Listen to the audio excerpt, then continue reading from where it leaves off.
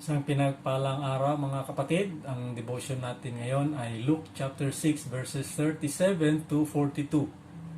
Pinapakita sa Luke chapter 6 ang dalawang klase ng tao. Those who live by God's grace and those who try to live by their own merit. Sa text natin ngayon, may binibigay na guidelines si Jesus for living by grace at meron siyang mga tanong to emphasize his points. So, meron tatlong bagay din na gusto kong tingnan natin sa pamamagitan ng pagtatanong ng tatlong questions. First question, what measure are we using towards other people? Anong panukat ang ginagamit natin sa ating dealing sa ating kapwa? Verses 37 to 38, sinasabi, judge not, and you will not be judged. Condemn not, and you will not be condemned. Forgive, and you will be forgiven. Give, and it shall be given to you. Good measure, pressed down, shaken together, running over, will be put into your lap. For with the measure you use, it will be measured back to you. If you want to know what measure you are using in your relationship to God, you have to look at what measure you are using towards other people. Ang mga verses na ito ay parang opposite of grace. Kasi grace is when we are given a gift we don't deserve. Ang buong mensahe ni Jesus ay tungkol sa failure ng tao to obey the law, especially its spirit. Even our actions are right, our motives are sometimes wrong. Paano ba yun? At first glance, it looks like we earn what we get from God by doing good things to people. If we don't judge and condemn, God will not judge and condemn us.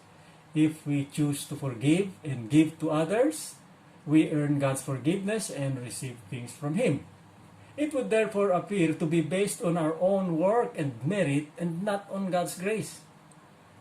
But that is really opposite sa message ni Jesus. What Jesus is saying is that when we receive God's grace, we will give grace to others.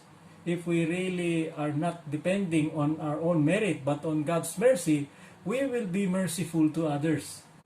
The good we receive from God are not because of doing good to others, but the expression of His grace and mercy toward us. Thus, the good we do to others are not preconditions for God to be gracious to us, but rather the evidence or proof that we acknowledge that He has been gracious and merciful to us. So these verses say that the way we treat others reveals the way we want God to treat us. If we treat others based upon what they deserve, we are saying that we want God to treat us the way we deserve. If we treat people based on God's love, then we are saying we want God to treat us based on that same love. If we really have grace, it will flow out of us. Otherwise, we are not understanding and living in God's grace. We are relying on works. Second question, whom do we follow and what effect do we have on people that follow us? Verses 39 to 40. He told this parable. Can a blind man lead a blind man? Will they not both fall into a pit? A disciple is not above his teacher, but everyone, when he is fully trained, will be like his teacher. Jesus is telling his listeners to be careful whom they follow, because whom we follow will determine whom we will become. Kung susunod tayo sa false teachers, tulad ng mga Pharisees na hindi followers ni Christ, sama-sama tayong maliligaw at mahuhulog sa bangin ng kamalian. Another lesson and application we can draw here is that a true disciple of Christ could not be above Him. But if we allow ourselves to be fully trained and taught, we will be like Him. Yun nga naman ang gusto ng Father, di ba? Na we become like Christ. May mga nagtuturo ng isang bagay pero iba naman ang ginagawa. Yan sila makaklasify sa sinasabi ni Lord na mga blind guides. Third question, how do we judge people? Verses 41 to 42. Why do you see the speck that is in your brother's eye, but do not notice the log that is in your own eye? How can you say to your brother, Brother, let me take out the speck that is in your eye, when you yourself do not see the log that is in your own eye? You hypocrite, first take the log out of your own eye, and then you will see clearly to take out the speck that is in your brother's eye. Judging others is a narrow road that is easy to fall off on either side. You can say that Christians should never judge, or you can say that Christians should always judge. Both are wrong. Parehong mali yun. Jesus says that Christians should not judge anyone's motives because we cannot know the heart. The judgment mentioned in verse 37, judge not lest you be judged, has the context of jumping into conclusions as to a person's motives without proper evaluation or knowledge of facts. In verse 42, tungkol sa puwing sa mata ng kapatid pero di nakikita ang malaking kahoy sa sariling mata, he says we should judge and evaluate ourselves far more often than we do others.